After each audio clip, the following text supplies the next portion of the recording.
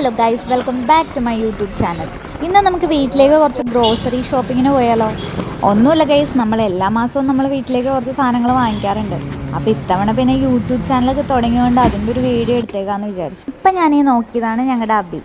അവനിവിടെ വർക്ക് ചെയ്യണതുകൊണ്ടാണ് നമ്മൾ ഇവിടെ തന്നെ വന്ന് സാധനങ്ങൾ വാങ്ങിക്കുന്നത്. അപ്പോൾ ഈ കട നമ്മുടെ തൃപ്പൂണിത്തുറയിലുള്ള രാജൻ ട്രേഡേഴ്സാണ്.